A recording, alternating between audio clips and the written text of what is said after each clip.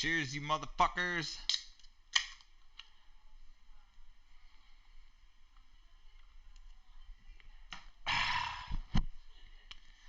Bite is at Dragon Con this evening, so he will not be joining me today, but I haven't streamed in too long, so I'm not skipping this again. So I'll do some game reviews instead. The first game we're going to be fucking reviewing tonight is going to be Xenoblade Chronicles 3. This is the third game in a series of 3 games, all of which are available for the Switch. However, Xenoblade Chronicles 1 was originally created for, I believe, the Wii U. That'd be this one, which is why you will see that this one is the definitive edition, as you can fucking see in that icon up there. That one, the one my thumb is pointing at. That shit is the definitive edition, and what they did to change it was they sharpened it up graphically a little bit, and then they changed the way the map pathing system shows you where to go so that you don't get as confused, because it's a pretty big environment. It's pretty easy to get lost in it, and a lot of people apparently complained the Wii U version was too hard to find your way around, so they fixed that and made it so you could see where you're going. Second one, Xenoblade Chronicles 2, came out on the Switch, so it has not been enhanced. And I'm going to let the cat right on out of the bag and tell you this is the best of the 3. And then finally, we have the Xenoblade Chronicles 3 right here, which I have not finished, so I should hold all my judgment, but we'll see how long I've played this. It's been a bit of playing of this fucking game.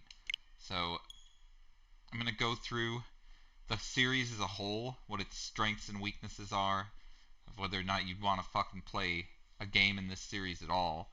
And then I'm going to look at each of the series alternatives compared to this one and tell you what's better and worse about this game compared to the others. So they're a lot the same, and they're quite a bit different in many ways as well.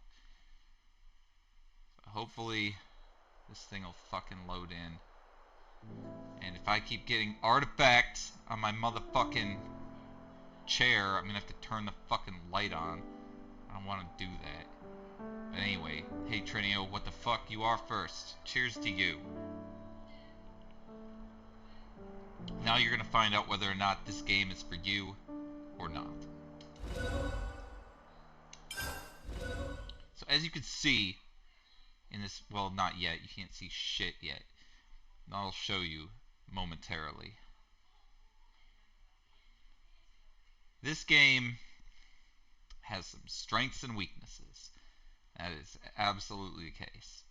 And if you are into certain things, the game will be for you despite the weaknesses. And if you are not into certain things, the game will not be for you because of the weaknesses. Alright, so this is a JRPG, and what a JRPG is a role-playing game that originated in Japan with a Japanese written script, and then it's translated. Yeah, I'll fucking tell you all about this. I'm not gonna spoil it for you. So, if you'll take a look at my motherfucking save game, I've clocked a grand 73 hours into this piece of shit, and I'm only in this chapter 4. So that is a lot of time. That's the first actual drawback of this game, technically. I mean, if you really want to waste some time, it could be considered a strength too. But this game is fucking time consuming, so you will be spending a lot of motherfucking time playing it. I would say maybe 10 or 15 of those hours playing is just listening to the game and observing these characters interact with each other in whatever way. So it's a lot of fucking game here, and there are a lot of people that you have at any given time to play with. So let me give you the premise of this thing, and let me make sure I don't go on in the story, because that is absolutely forbidden. If I go on in the story, I'm gonna have my nuts cut off, because I'm playing this Kaido, and I cannot be going on in the story without it. So this red dot over here, that indicates where the next plot point is. We cannot go that way. However, there should be a fast travel system. So I'm going to go ahead and go somewhere else to explain all this shit so I don't get in trouble. I would get in too much trouble. It would just be shitty, you know? I mean, you don't want to be shitty. God damn it, this fucking chair looks like shit. I am going to have to turn the fucking light on. I really didn't want to do that because it fucking hurts my eyes. But it's the only way. I'm taking one of the cornea for you bitches.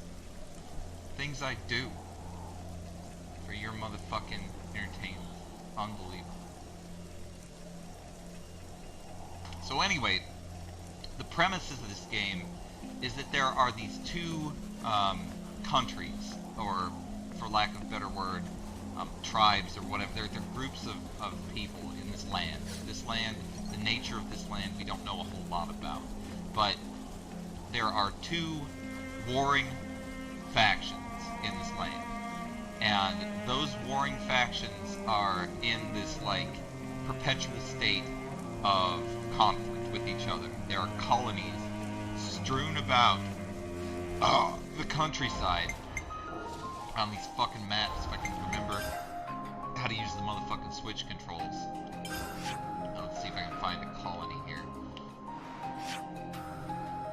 This should be a colony. So see, this is colony 4.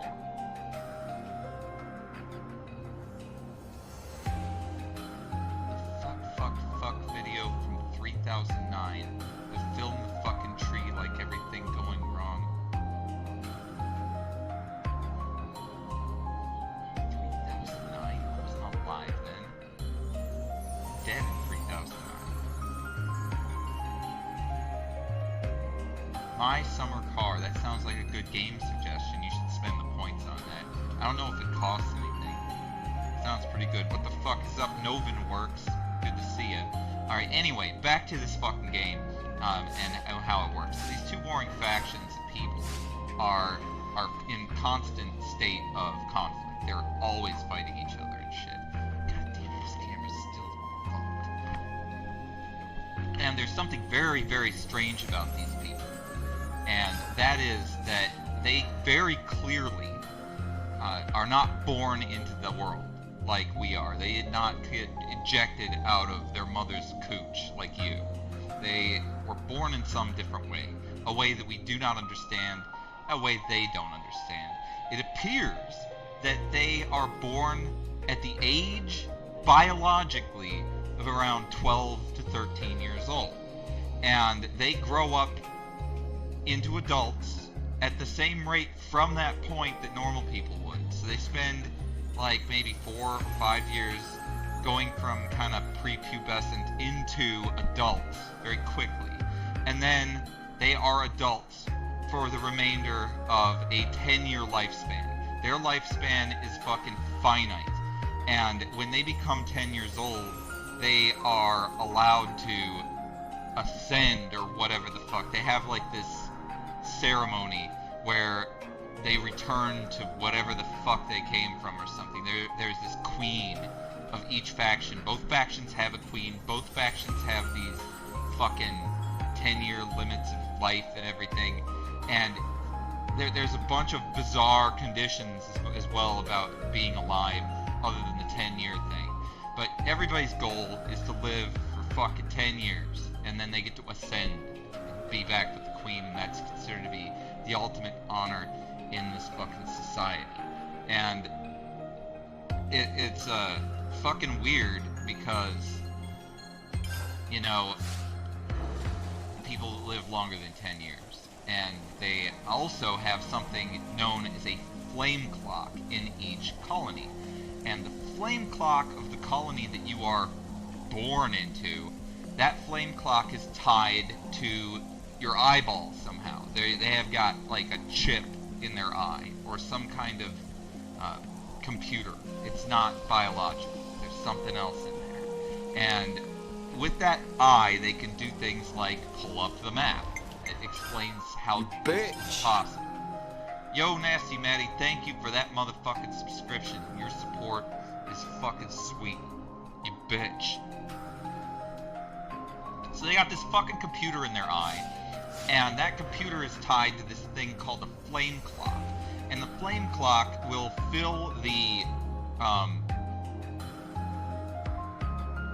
iris of the eye, not the pupil, the iris of the eye, with light depending on how many other people the colony has killed.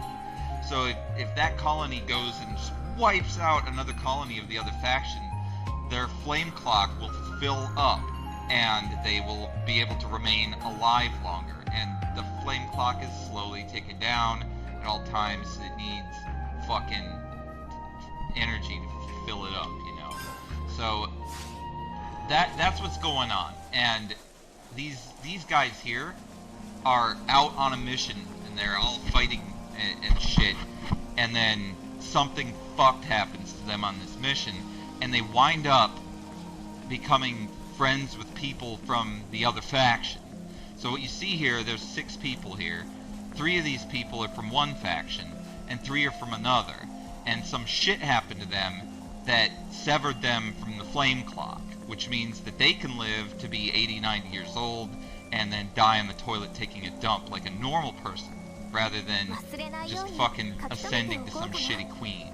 That's the plot, and I'm not spoiling dick because that all happens in like the first 30 minutes of the game.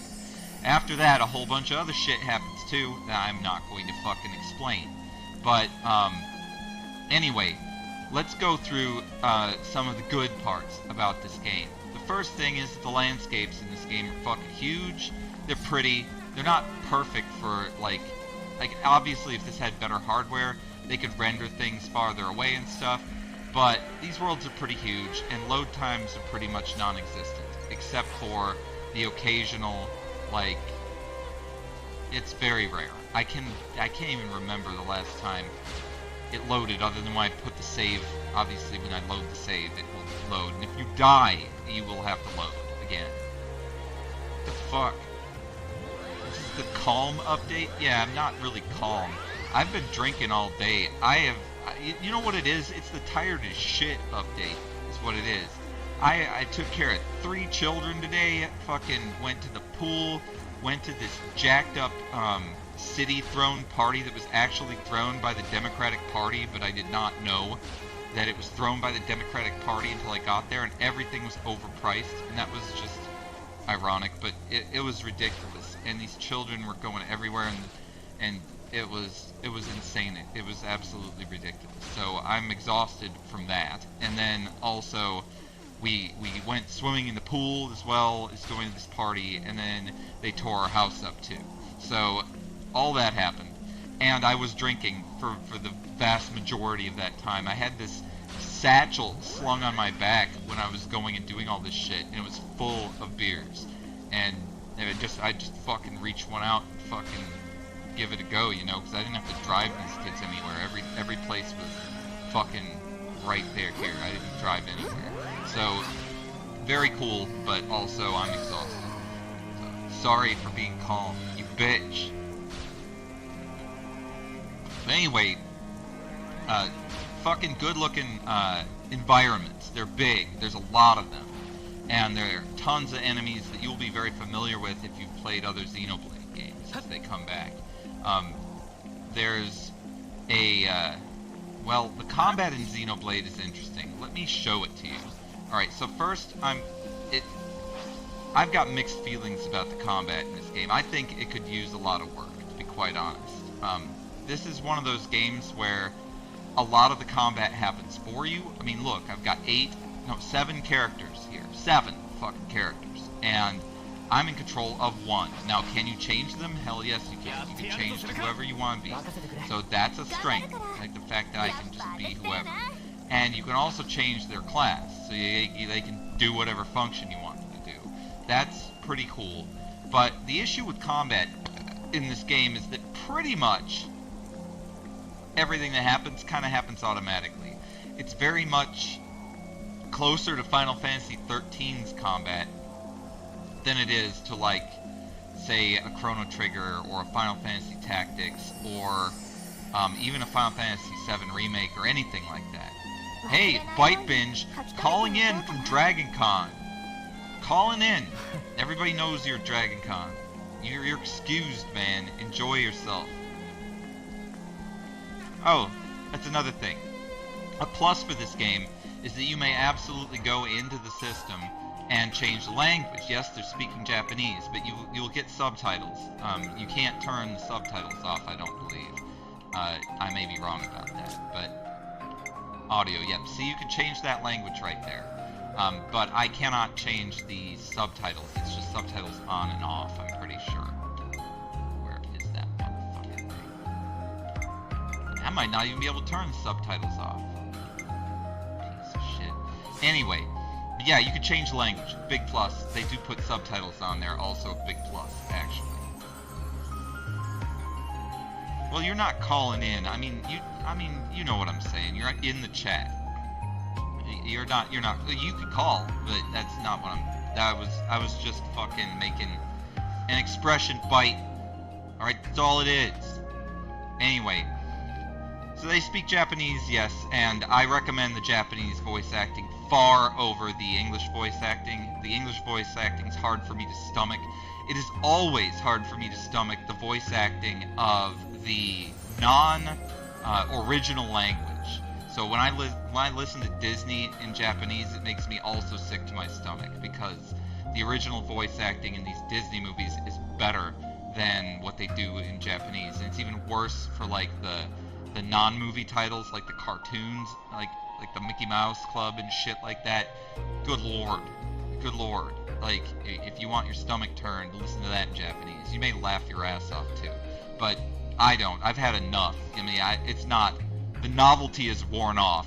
I've been decades into consuming Japanese content, and yuck, no.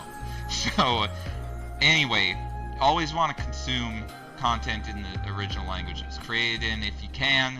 So you have the opportunity to do this even if you don't understand Japanese. This fucking games, that is recommended. Anyway, the combat of this game works in a way where, first, I hate this. I've always hated this. Auto attacks are automatic, meaning that if I'm in combat, I can just sit there and the guy's gonna just fucking hit his sword like this or shoot his gun or whatever he's got. You don't have to do anything to actually do a basic attack, and it's only a set interval that you can auto attack. So that's crap. The only thing you have control over in a combat situation is the position on the field you're in, and also things called arts, which are like from a Tales perspective. It's very similar. They're basically special moves that you could set and learn via various different classes and stuff. So all in all, you're not doing a whole lot in combat, and combat doesn't feel like you have anything that you can really do to sway the outcome of the battle. You go into it, you're either gonna win it or lose it, and unless before you even do anything, and unless you're really on the edge, if you're really close to being able to win it or lose it, then you might be able to have an influence based on your gameplay. But the fucking truth is, probably not. It'll probably just happen. Okay, and the biggest determiner of whether you're going to win or lose a battle is just your level versus the enemy level. So here is a level 25 Capyba, or whatever the fuck it's called. Also, the enemy names are atrocious. They look like someone used an auto word generator AI and they just spit all these fucking names of these things out. They don't make any sense. So I can go into combat mode like this, and then I'm not going to touch anything. I'm just going to in front of you guys to see, and see how the combat fucking plays out here. And as you can see, there is not a whole lot to that. And you can add to that. I'm going to do the next one. I'm going to try to do stuff. Right, you'll see that the difference is I'll do a few arcs here, and maybe it'll go a little faster at the best. And I can turn into this big robot here. Oh, I almost turned into the robot, but that thing was so weak. And you get some items and shit from the things you kill. Now, the item getting in Xenoblade Chronicles 1, 2, and 3 is cool for the most part. In Xenoblade Chronicles 1, the items had somewhat of a use. In Xenoblade Chronicles 2, they had extreme uses. There were so many ways you could use the items. And, oh, dude, I did not know you were calling me. I don't have it because these motherfuckers call. I mean, fucking, What the hell? Alright, I'm fucking calling your ass. Calling in. He's actually calling in. He wasn't joking about calling in. Voice connected, Tommy the Commie. But I'm not, though. I'm not connected to Tommy the Commie. Online on his mobile phone. Alright, he's here. Oh my god, he's actually here, too. Jesus Christ. I did not expect this, Bite. Alright, here's Bite live from fucking Dragon Con. We're gonna bring him in. I was not... He's here. He's here almost. Gotta get him unfrozen. There.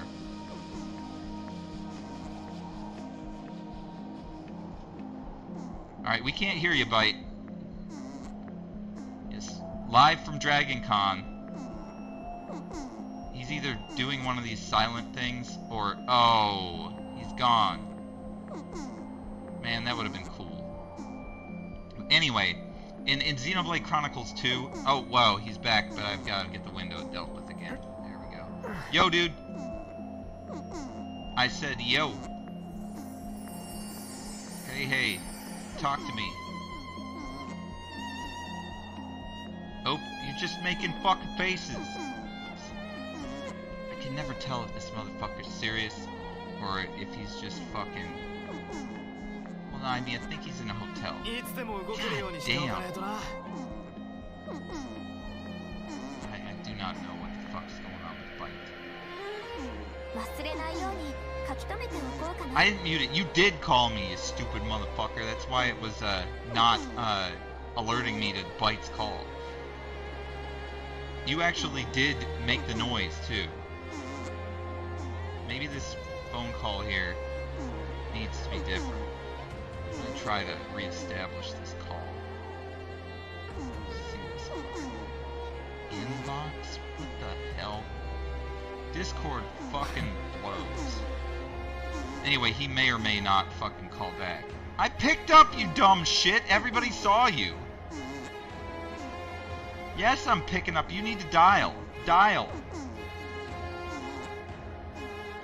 Fuck's sake. Okay, there you are. Hello. I can't hear you, dude. I might have to do something in my audio settings. Something might be on my side, the way he's being here. Voice and video. Default input device. Default output device. It's gonna be... I don't know what you're doing or what you're saying. It's so loud. Hey, dude.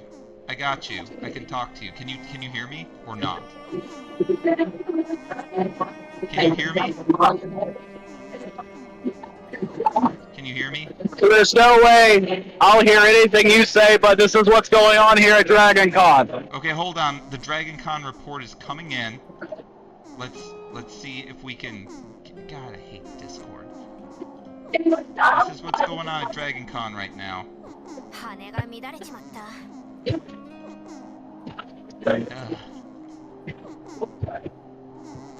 It looks like a big-ass party that I can't get in control of. Here we go. There we go. I'm now good. Look at him. He's at a goddamn rave. It seems.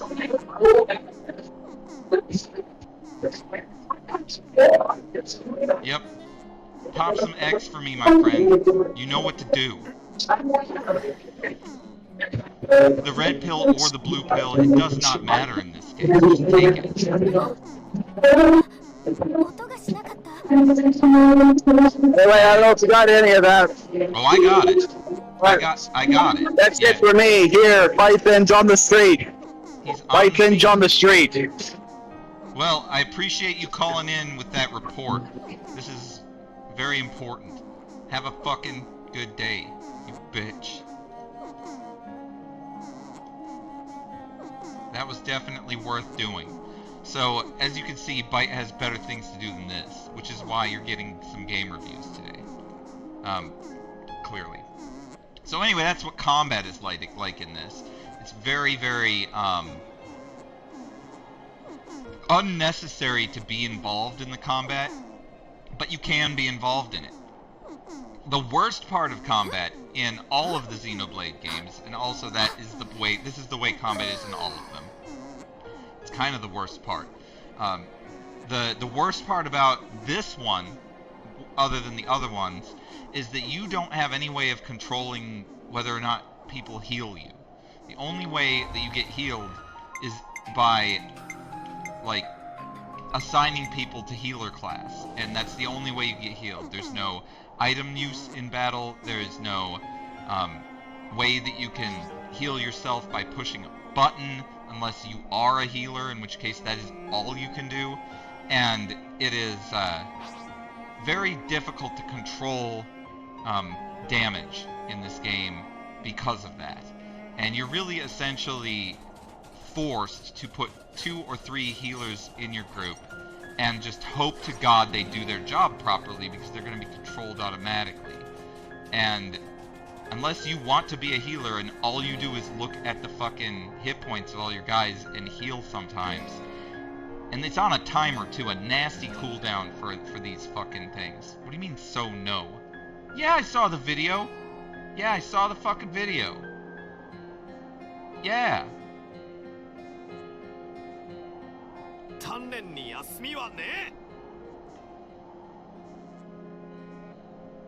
No, but that's very real. Just because Bite's there doesn't mean that there are gonna be no hot women. They're just not gonna go and grind on him or anything. It's Bite. They would cut themselves on his fucking stubble. His stubble makes Steel Wool fucking cringe. And several other people. So, items everywhere, but in this game, there's nothing you can do with the items. Nothing. In Xenoblade Chronicles 3, there's not dick you can do with these items. Literally, they auto-sell themselves. And even then, the money... Look at how much money I have. Do you know why I have 189,000 G? It's because there is nothing to spend that shit on. Nothing. It is fucking horse shit that you cannot fucking spend your money on anything worthwhile. And most of the shit you find is worthless shit. So if you take a look at these items that these characters can put on, there's accessories that they can equip. And they don't even let you equip in every slot until you're level 50, which is ridiculous. But anyway, if you look at these items, they all just do little bit of shit. They don't really... They do one thing each. And you have all these ones, but they don't really do anything. Like, it's not worth putting a lot of these on. So a lot of them just sit in your inventory doing absolutely nothing. And you wind up with so many duplications of a lot of them too, that you don't even know what to do with them. So they just sit in your fucking inventory, and whoever's carrying the sack in this party has got a fucking huge job to do, because there's so fucking many items, but none of them are of really any use. And also in this game, you can't equip weapons or armor, only accessories. So there's really not any kind of matching or strategy that you can put in to equipping your people. And you can't really build anything until you get to level 50 with the 3 accessory slots you have. So that's kind of dumb, and it detracts from the overall gameplay that they made these downgrades to the series, because the second game was not like that. The second game allowed you to equip items. There was a lot more of them, so you could combine them in ways that meant a lot more. And also, the ones you picked off the ground were actually useful for several things. You could use them in recipes. In this game, they got lazy, and what they did, instead of giving you different recipes and quests to do, they instead devised this thing called Collectopedia cards, where if you get a certain amount of items, you can trade them in for experience points and affinity, which is horseshit and doesn't really do anything. Affinity, what it does is it gives you some permanent bonuses. There's 6 different types of bonuses you get from affinity, and there they are. There's actually more than 6. There's 7. 7 ones. And that's it. Increase your running speed, who gives a shit. Increases the item collection range, who gives a shit, the items are worthless. Reduces monster detection range, that's actually pretty decent. It does feel rushed, because look at the Collectopedia, for example. I mean, it's huge. The game is massive, but it still felt rushed. It feels like there's no economy in this game. All right, the economy is fucked, and there's also no real reason to collect the plethora of items out in the field and that the enemies dropped. Like before, you'd want to hunt down certain enemies so you could get certain items, you could combine them and get shit, and you'd have targets that you'd really want that shit in Xenoblade 2 if you ever did that. So yeah, they're definitely dim improvements. The items were dim improved, the economy was dim improved. I would even say the combat was dim improved in this one, although some people like to be able to become Ouroboros, which is the big transformer-like robots that these people can combine into. It adds something to the auto combat that happens in Xenoblade. But ultimately, I mean, my final take-home point for this game is that you've got a pretty rich story here. The people who wrote the story did a good job of writing the story. They did a good job of developing the characters. I like all these fucking characters. These people all have very interesting personalities.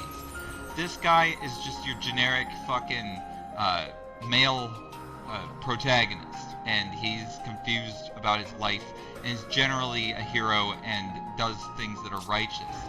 This lady is the same thing on the female side, but she belongs to a different faction, so it's interesting to see that perspective. She is the I don't take any shit from anybody, especially men, kind of girl. We've got this guy, he's an ultimate tactician. He always is talking about strategy and how you can defeat your enemies through fucking tactical prowess and other things. This guy is voiced by an Australian voice actor in English, and he is the general macho Japanese character.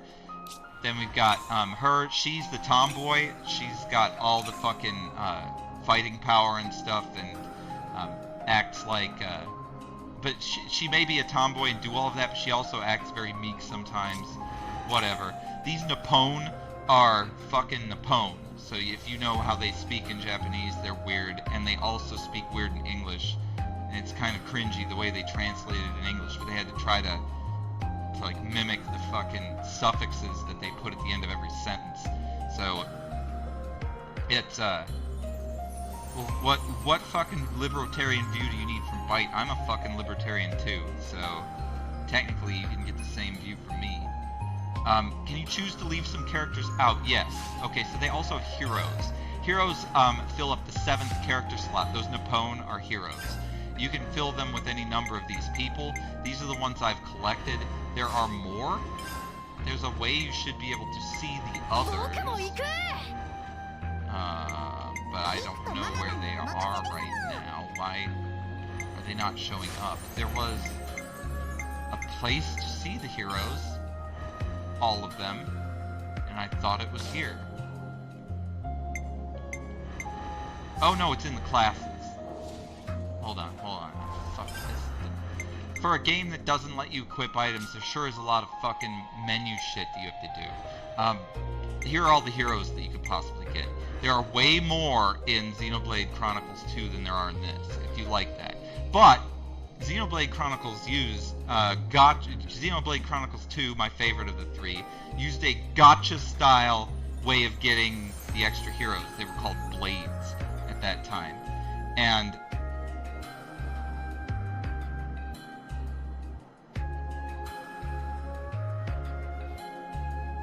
prefix has a suffix, it's fix. It's the same fucking suffix that suffix has.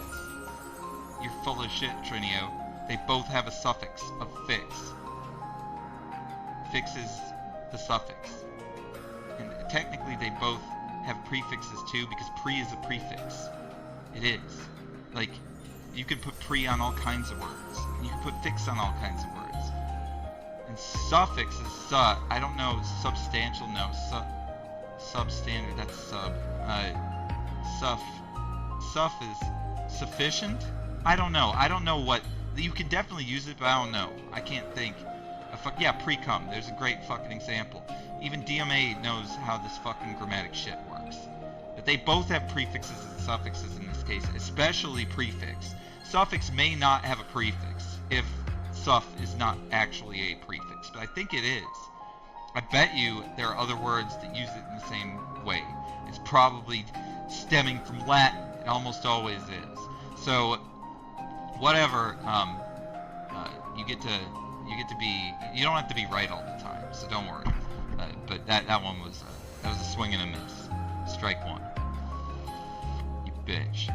But anyway, they've got these fucking heroes that you can get, and you can get their class from them, which means you can equip different weapons or whatever. They all have different weapons, different fighting styles, and different arts.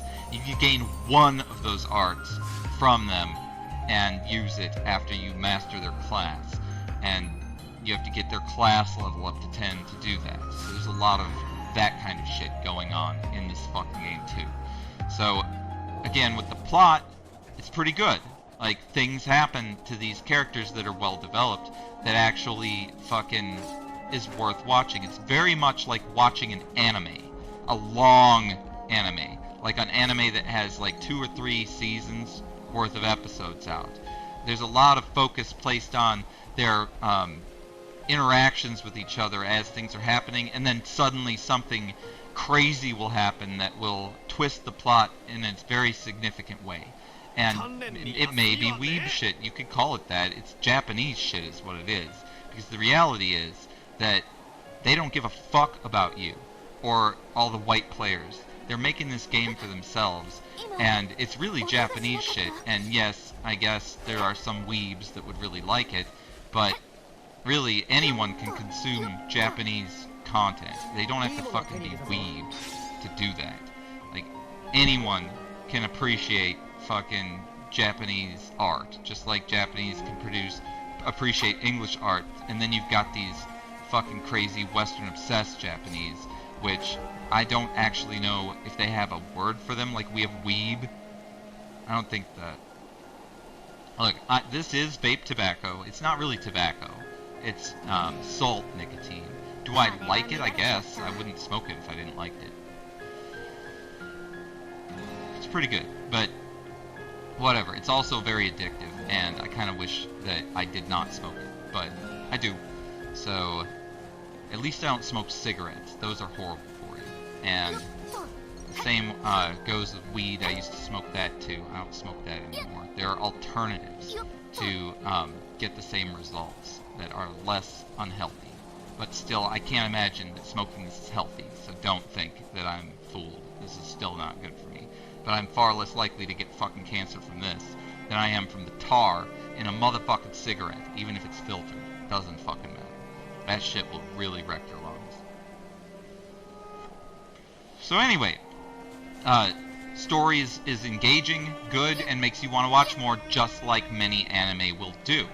If you don't like anime, you will hate this game, because its highest redeeming quality is the fact that it is like watching an anime. I mentioned that there was probably about 15 hours worth of voice-overed dialogue with animated visuals, and that they do a very good job with the non-actual combat related action. Like when they get going and you're not in control, that shit looks awesome. Like what they do, how they fight, it's cool.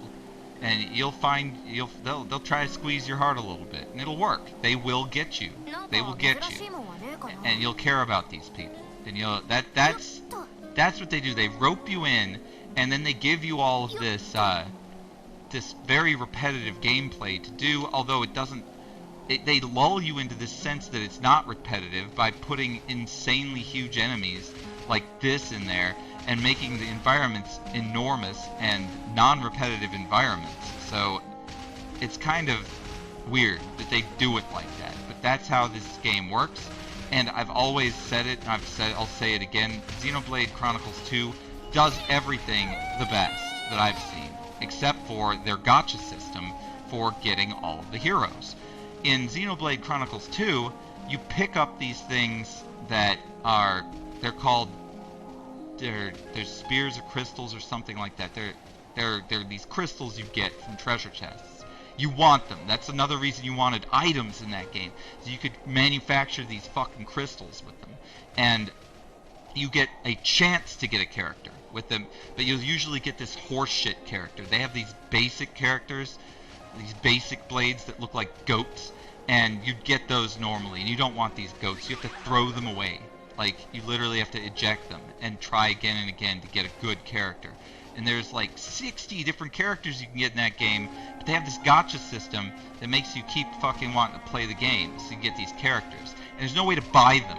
Like, in a real gacha game, like Genshin Impact or whatever, like, they will you get the primo gems or whatever, and you could buy them, and then you get these rich people that will buy a bunch of primo gems that get all the characters, and then they feel fulfilled for whatever reason. But in Xenoblade Chronicles 2, the only way to get these things is to play the game or to try to farm, and that was unfortunate. Yep, exactly. That's the way it is also in the Xenoblade Chronicles 2. I ended up getting one of the very rare ones, like on the first try. I got the Cosmos is one of the rarest pulls you can get in the Xenoblade Chronicles 2. I got her like in the first half hour of that game. It was ridiculous. But I know the odds are very much against anyone seeing her. And there are other characters I have not gotten in Xenoblade Chronicles 2. And again, that game was the best of these games, period. Like, from almost every standpoint. This game's plot may be a bit more dark and interesting. That would be the only thing that this would have in strength over Xenoblade Chronicles 2. Xenoblade Chronicles 2 had more secrets, more interesting things going on. It just was better, in my opinion. Now, I've seen a lot of people rate this game, as far as video game publishing companies are concerned, at different levels. The lowest rating I saw this game receive was an 8. It may have gotten a lower rating from someone else, but I didn't see it. And the highest I saw it get was a 10. In no way do I think this deserves a 10, because all of the complaints that I listed, the economy problem, the items not being worth anything, the combat being kind of like predetermined, all this stuff, that they're just kind of stringing you along to watch the anime is what they're doing. And if you can handle that, and I can handle that, I'm okay with it, because it's just a fun way to let my mind not do anything. And I also play this with my wife, and it's fun. It's fun to talk about what's going on in the story. And it's also a great way to get into the Japanese mind frame. When you can get a Japanese friend to play this in Japanese. It's fun. But I mean, ultimately, there's just too many setbacks for me to give this fucking thing a 10 for any reason. There's way too many. And there's so many things they could improve that would make this a fantastic game. If this game's combat was more along the lines of the Final Fantasy VII Remake combat, this game would be probably one of the best-selling games of all time, even with all the other problems. If they put an economy into this game that was meaningful and allowed these people to customize how they outfitted themselves, that would be even more strength to the game series. There is a elite enemy. It will be so easy. The music will change here. Let's listen to the... Oh, that's another thing. The music in this is pretty good, but the music in Xenoblade Chronicles 2 fucking slapped. Like, that game had some of the best music I've ever heard in video games, so...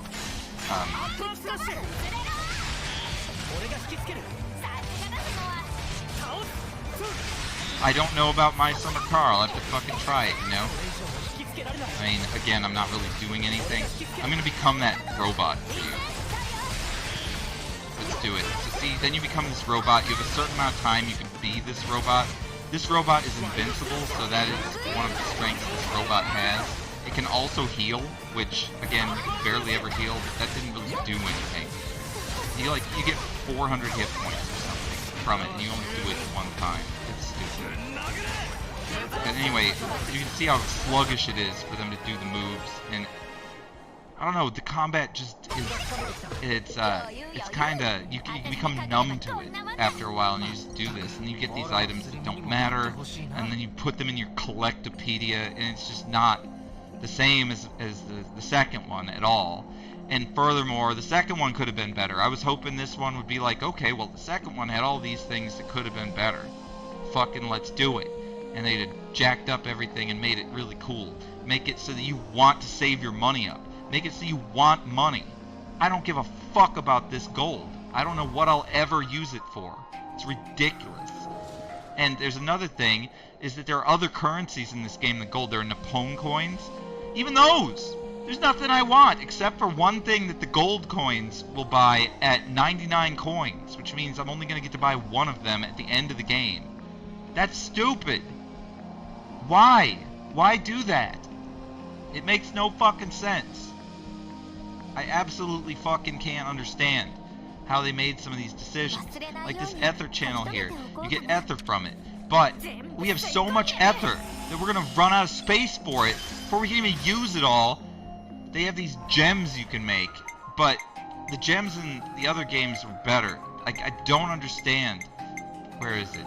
Find the gems. They have this chart now for these gems, and these are the only gems you can make, and you have to fucking either spend Nippon coins on them. But the fucking thing about them is, like, what do you get for these? Not a whole lot. You don't get a whole lot from them. A couple of them are good, and then once you find out which ones are good, you're never going to use any of the other ones, because there are only some that really affect your combat the best. Like this one here, that shortens the auto attack interval. That fucking thing is excellent. So you're going to want that on everybody. And the double strike is excellent. You're going to want that on everybody. And at that point, you're not going to equip any of this other shit, because it doesn't matter, because none of it's as good as that. It kind of throws it all away, and everything is available at all times. You don't have to find anything. It's just stupid. It's hard to swallow, I must say. So anyway, I gotta conclude this fucking review pretty soon. There ain't a whole lot much more to it. The Xenoblade Chronicles 2 had the Metroidvania thing going on, where you would have to gain abilities to cross through certain areas and get into secret areas. None of that happens here. Some people didn't like that about 2. I like that kind of shit. I like it when you can collect items or abilities to get past places and have to return back to the scenes of former areas to find secrets. That is not the case in this. There's very little of that. And anything you do find is just story progression only. You don't find anything secretly or get anything special by combining things in a really good way. It just is not the same. So, in conclusion with this fucking review, I'm going to give a couple more reviews today, and I'm going to shut this fucking stream off and turn it back on so that the VODs have the right labels for each of these reviews I'm going to do. But in conclusion of this motherfucking review, if you like anime and you want to sit through a big fucking long anime and also hear a lot of Japanese, it's good to practice, I guess, and if you want to have a gameplay experience that is not at all stressful or requiring skill, then this game's for you. If you have a problem with anime, throw this game out. Don't even do it, because it's not gonna fucking be your cup of tea at all. If you liked Xenoblade Chronicles 2 and are hoping this is better, I'm sorry to tell you it is not. The only thing that could possibly be better is the story. And the story is quite good, so at least they've got that going for them. But ultimately, because they did not improve on the previous title, and because they did not improve on the series' general downfalls as a whole at all, I have to give this one an 8 out of 10 if I was going to rank it in numbers, and I've seen a lot of reviews. And I don't know what the 10 out of 10 guy was thinking. I really don't. Because I read that review, and he was like, the game was flawless, and the combat was so much better than other times. I was like, oh, I can't wait to play this. It's the same! It's the same fucking combat. He must not have played the other ones or something. I don't know. It's just not... And it's slow to start. Holy shit, they give you so little at the beginning, and the tutorial lasts so long, and the tutorial is annoying in this, and 2 did not have this. But you cannot control the decisions you make in the tutorial. They make you do things. They make you spend fucking items on stuff and things. It's dumb. But then you realize that's all meaningless afterwards. But it's frustrating at the time that they're making these decisions for you. You know?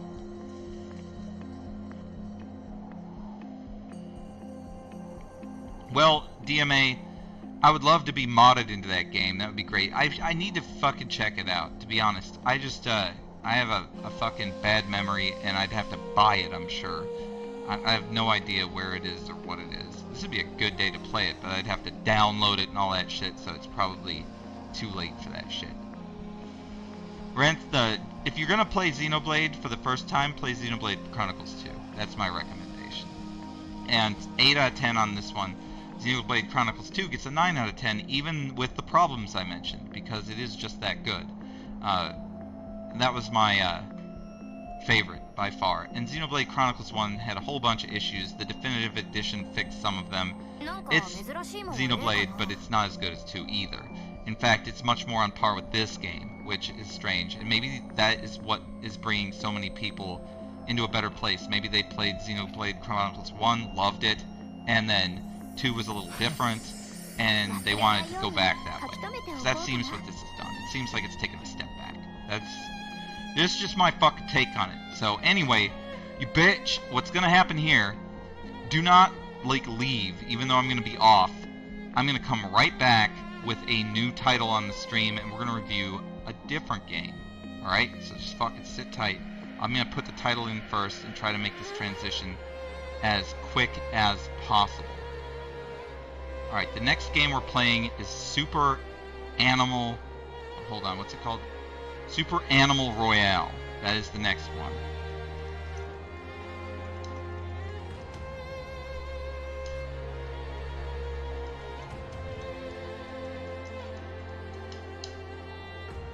There it is.